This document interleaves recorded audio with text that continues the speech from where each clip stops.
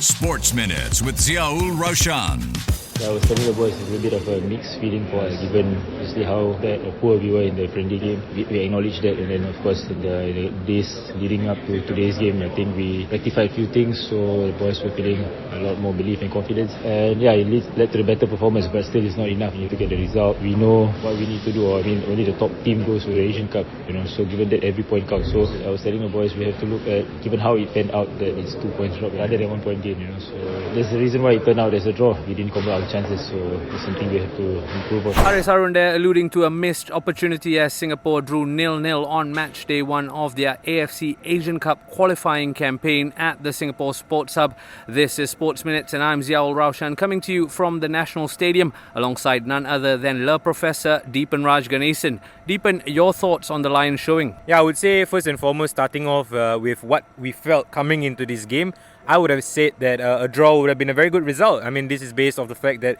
we didn't perform against Nepal in the friendly leading up to this game. And just looking at Hong Kong's recent form, looking at the squad, I thought, a draw would have been a positive result. But I sit here moments after the game is over, looking at that game, and I thought we deserved the 3 points. I think we played well enough to get the 3 points, and Hong Kong didn't really impress. I think that's the main thing. They weren't really at it today, and I thought that this was a perfect opportunity to start off on our road to Riyadh, as we call it, with the 3 points. But here we are, feeling disappointed after the game is over. Yeah, he was telling that the Hong Kong coach was almost pleased with a point. We'll talk about the Hong Kong perspective in a short while, but coming to Singapore, doing this chronologically, 90 minutes before kickoff, team lineups came out. We were talking about what sort of formation, what sort of tactics Ogura and co were putting out. What did you make of it? Was it a 3-5-2? Was it a 4-2-3-1? So I spoke to you before the game and I saw the lineup, and I said it's almost like we're playing it too safe.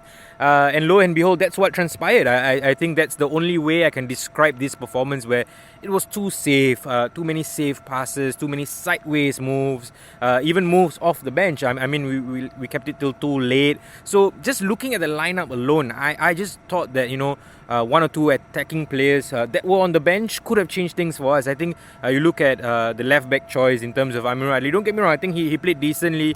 I think on the right back solution as well, I think yes, they performed decently. But in terms of being a home side, taking the game to your opponents, I didn't quite see that from the lineup.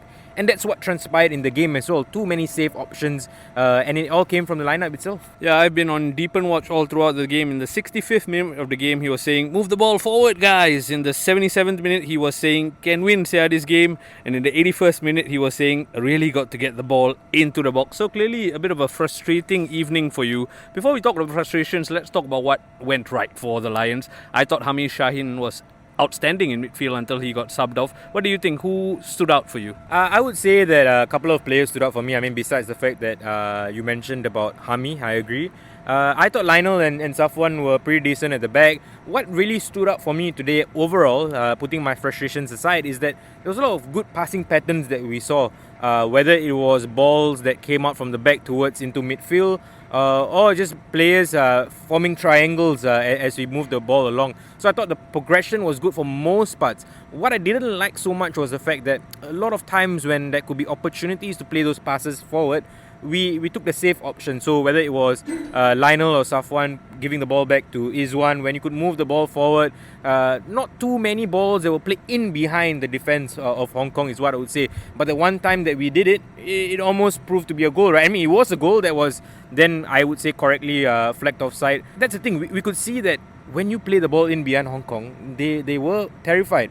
It's just that we didn't do enough of that, and we didn't sort of find the players in the box. I mean, crosses from Harry Stewart, sometimes Glenn Quay. It seemed almost like the ploy was get the ball in, but then where were the supporting runners? Where were the runners from midfield?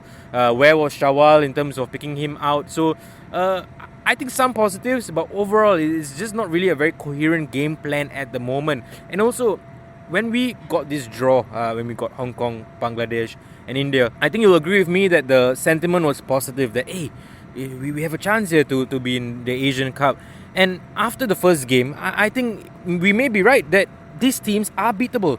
Today, we should be sitting here celebrating 3 points, but unfortunately, that's how our road to Riyadh has begun in almost a disappointing fashion because of what we saw. And if you don't win games at home, then your away games are going to be tougher because you're not expected to go and get the 3 points there. So we sort of almost shot ourselves in the foot here with how we started this campaign. Hey, absolutely right. Next on that road to Riyadh is Bangladesh, June 10th. That's an away game. Before that, in terms of problems we have to solve, goal scoring is certainly one of them. We will hear from Ilhan Fandi in a short while. But before that, Deepan, you alluded to it earlier. Why did Sutomo Ogura take as long as he did to bring on the cavalry, to bring on Hariss Harun and Ilhan Fandi when we were clearly chasing a goal? Yeah, I thought the subs today were baffling.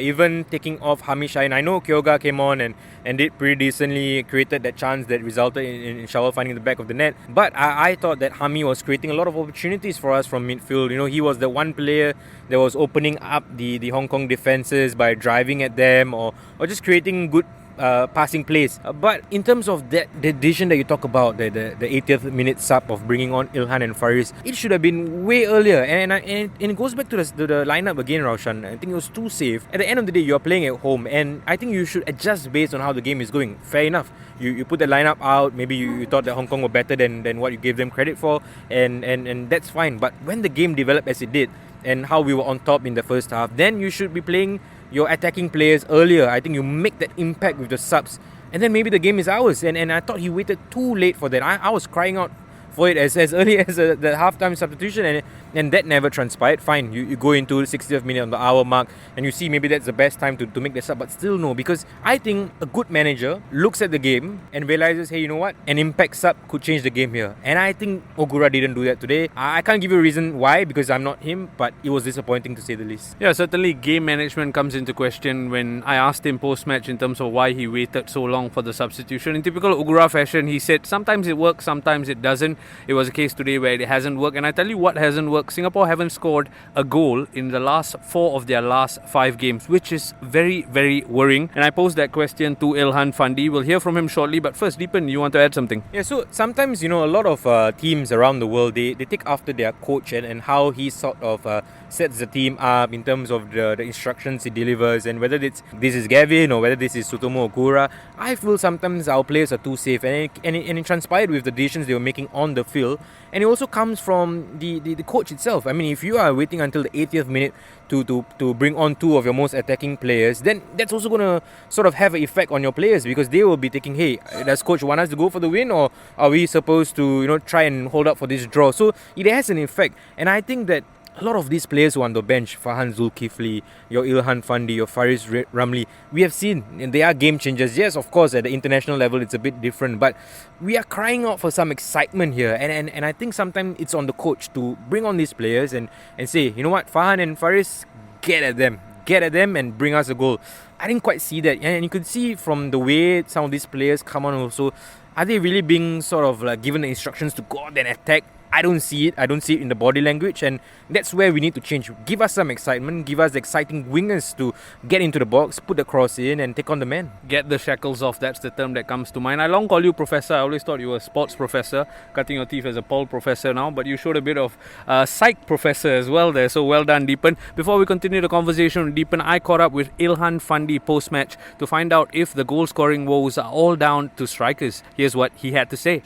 The whole team is very disappointed, I think, because we dropped 2 points at home. I think we controlled majority of the game, but this is football. If you don't take your chance, then you walk away with 1 point. I think we shouldn't be happy with 1 point because of the way we played today, but this is football. We have to see what we can do better, and we wanted to give back to the fans from the previous game against Nepal. It wasn't just good enough, but I think the positive we can take is that we showed more hunger today, that we wanted to win, but the ball just didn't want to go into the net. But this is something we have to look, and it's just very disappointed to drop 2 points today.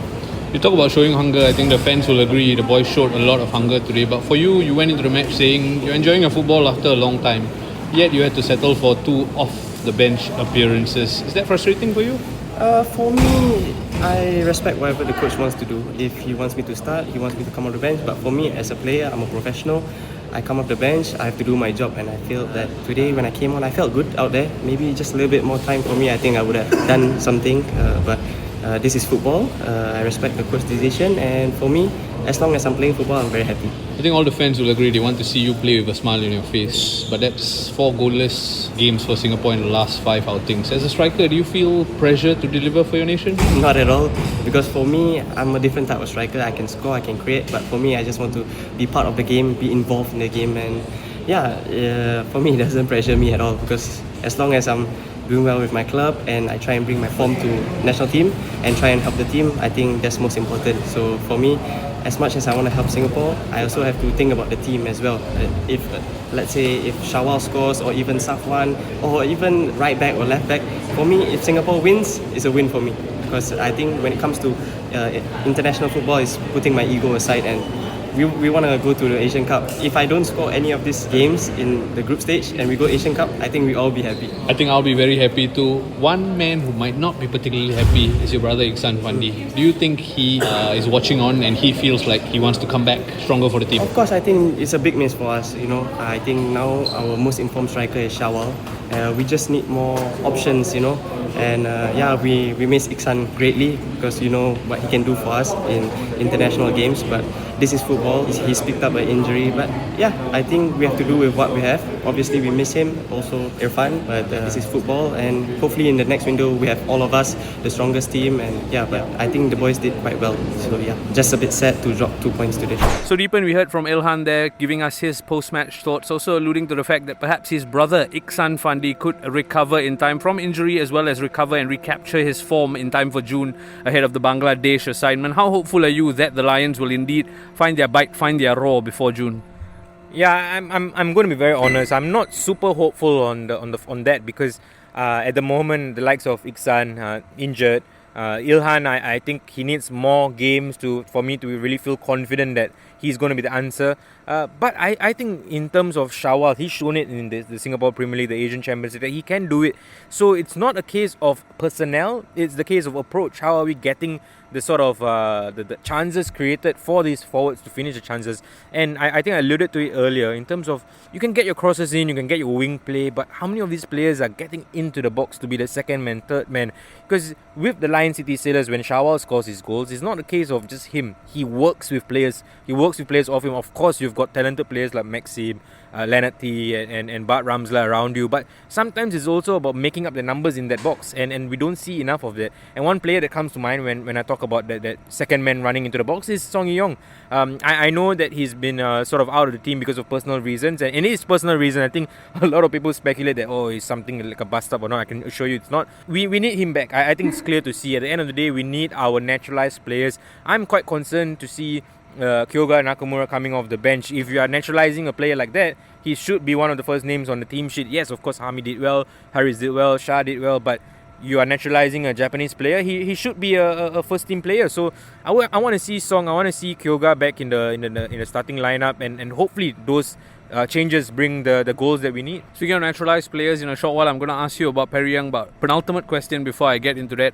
Ogura spoke post-Nepal saying some of these players perhaps are not good enough for international level. One player who didn't feature at all today was Abdul Razak. I'm sorry to heap the pressure on him, but is this the end of the road for his national team call-up in the near future until he finds some sort of form? Yeah, I would love to see him go to a club where he gets more playing time. And that's not going to be at the Lion City Sailors, where you are sort of competing on such a high level, where you need your Shawal, your Leonard T to be playing week in, week out. I think Razak has the raw abilities, but the problem is he is still raw, and he needs to develop those like raw abilities, and it's only going to do that with more game time at club level.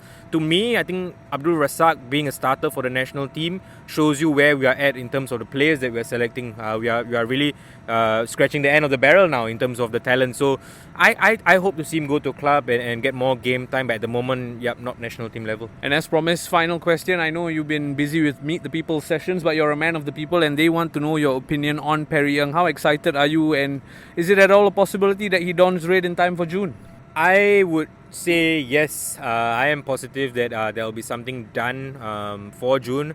Or rather, I'm positive that I hope to be positive rather. And You don't know how many people are smiling listening to this, Bhagawan. I don't wanna be too positive, but I'm saying that it is something that we need. I mean, just in terms of that high level experience that he has. Positionally, I'm not sure if having another centre back is going to be the biggest of boosts, but it's what he brings on the pitch, calmness, experience on and off the pitch, and I would love to see him in more of a CDM role than a centre-back role, because I think centre-back wise, I think in Lionel, in Safwat and the other players that we are sorted, but I would love to see more of a robustness in midfield. Having him in there might be something that we can look forward to. Well, plenty of things point to the road to Riyadh being a positive one, hopefully in time for Bangladesh. Deepanraj, Ganesan, as ever, it's been a pleasure canvassing your opinion. We're coming to you from outside the Singapore Sports Hub. It's almost midnight, but we do Sports Minutes so you fans can get closer to the fraternity. I hope you enjoyed it. Deepan, thank you so much for your time. Thank you, Raushan. Sports Minutes on Money FM 89.3.